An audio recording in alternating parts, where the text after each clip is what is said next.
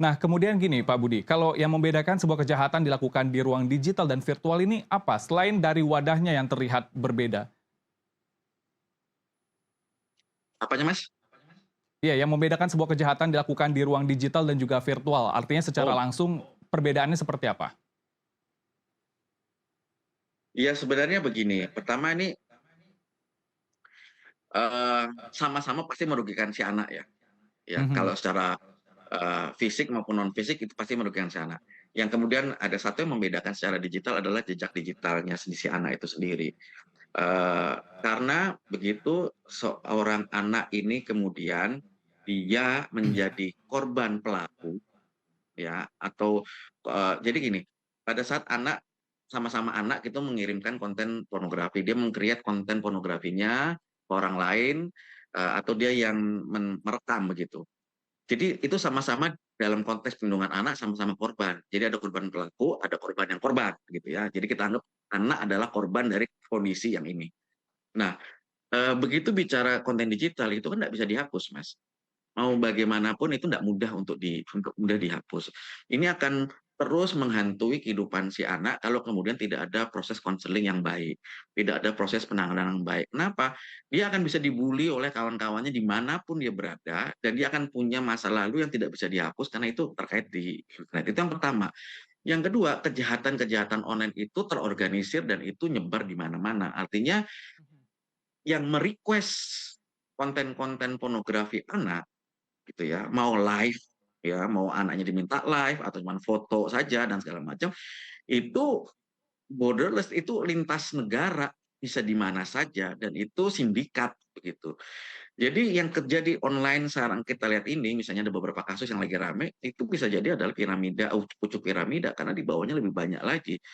Dan kalau mau kita gali lebih dalam lagi, bukan saja bisa saja penyebabnya adalah kebutuhan ekonomi. Nah, kalau itu udah lain lagi soalnya, Mas. Mhm. Ada kebutuhan Mhm. ekonomi, anak harus mendapatkan duit, nggak dapat dari orang tua. Tetapi yang penting sebenarnya ada satu di sini, Mas. Soal kalau bahasa langsungnya adalah sex education atau kesehatan Oke. reproduksi kalau kita haluskan. Jadi Mhm. pada saat anak laki maupun perempuan diminta untuk kemudian menunjukkan, organ genitalnya begitu Mhm. ataupun pose yang tidak senonoh, dia kalau sudah dibentengi dengan pengetahuan tentang sex education, cuman kadang-kadang suka sex education disalahterjemahkan sebagai edukasi melakukan seks, bukan ya, ini kesehatan reproduksi, itu bisa jadi benteng bagi anak untuk memproteksi dirinya, tubuhnya, untuk tidak kemudian Mhm. terekspos ke orang lain yang apalagi yang tidak jelas di internet.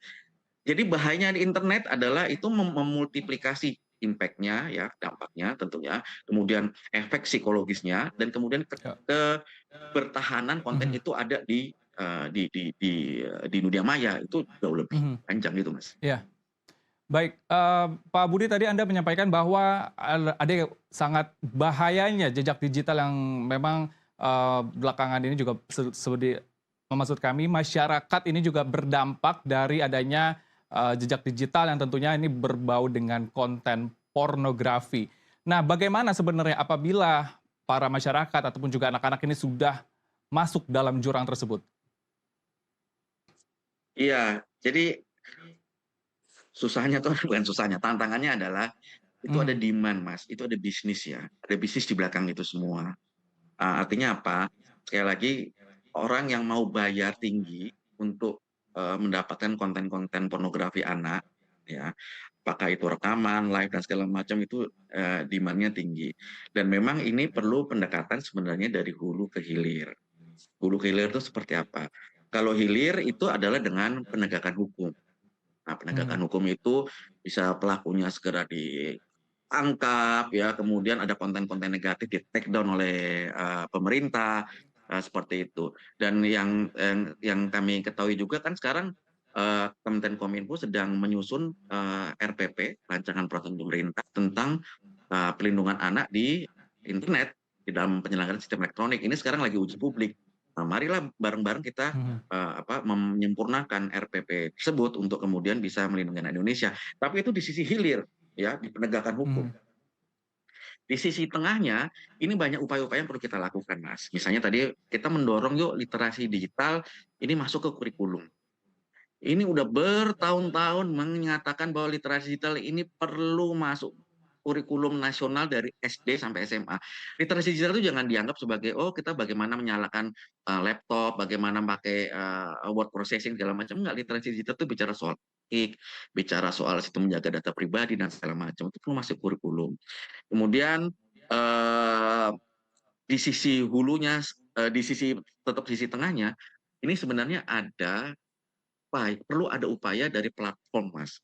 Kan ada Facebook, kan banyak kasus tuh jadinya di Facebook, di Twitter ya, di macam-macam lah, di Google dan segala macam. Mereka itu punya mekanisme yang bisa mendetek begitu ada konten pornografi anak, itu mereka langsung Mhm. otomatis take down. Itu pakai sistem namanya sistem identifikasi digital, disebutnya HASH, HASH. Jadi begitu ada kode digital yang menggambarkan ini pornografi anak, mereka langsung otomatis take down. Itu bisa dicek di take it down atau sudah kita collect sebenarnya informasinya di s.id garis miring anak digital. Nah, Mhm. upaya-upaya itu perlu berkelanjutan. Di sisi hulunya ada edukasi literasi digital, di tengahnya ada pendampingan masyarakat melalui upaya-upaya menguatkan mekanisme platform untuk mengedukasi penggunaan-penggunaan tools parental software. Di sisi hilirnya perlu penegakan hukum yang semakin kuat begitu, Mas. Baik, penegakan hukum dan literasi digital sangat diperlukan untuk mencegah adanya kekerasan seksual di ruang digital. Terima kasih Ketua Umum Siberkreasi Doni Budi Utoyo atas waktunya di NTV Today. Sehat selalu, Pak. Terima kasih, sehat-sehat selalu dan mari jaga anak Indonesia.